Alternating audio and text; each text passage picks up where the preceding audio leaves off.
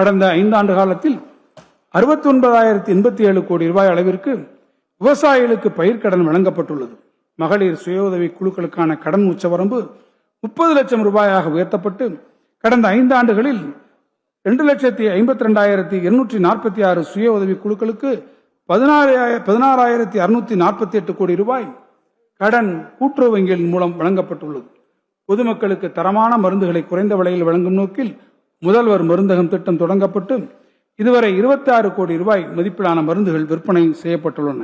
இதன் மூலம் 45 லட்சம் பொதுமக்கள் பயனடைந்துள்ளனர். இந்த இடைக்கால வரவு செலவு திட்ட மதிப்பீடுகளில் உணவு மானியத்திற்காக 14,000 கோடி ரூபாய் உட்பட கூட்டுறவு உணவு மற்றும் நுகர்வோர் பாதுகாப்பு துறைக்கு 17,068 கோடி ரூபாய் ஒதுக்கீடு செய்யப்பட்டுள்ளது. கால்நடை பராமரிப்பு. நடமாடும் கால்நடை மருத்துவ ஊர்திகள் மூலம் தொலைதூர பகுதியில் உள்ள விவசாயிகளின் கால்நடைகளுக்கு சிறப்பான கால்நடை மருத்துவ சேவை வழங்கப்பட்டு வருகிறது.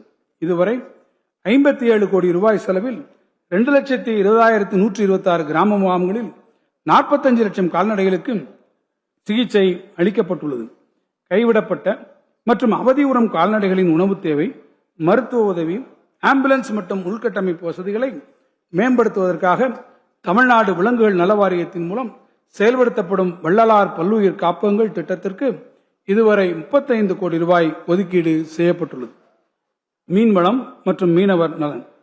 சமூக பொருளாதார முக்கியத்துவம் வாய்ந்த மீன் வளங்களை சுற்றுச்சூழலுக்கு உகந்த வகையில் பாதுகாத்து பராமரிப்பதற்கு இந்த அரசு முக்கியத்துவம் அளித்து வருகிறது. மீனவர்களின் பாதுகாப்பு மற்றும் நலவாழ்விற்கு அதிகபட்ச முன்னுரிமை அளிக்கப்படுகிறது. சுற்றுச்சூழலுக்கு உகந்த நிலையான செயல்திறன் மிக்க திட்டங்கள் மூலம் மாநிலத்தின் மீன்வளத்துறை வளர்ச்சி பெற்ற துறையாக திகழ்கிறது.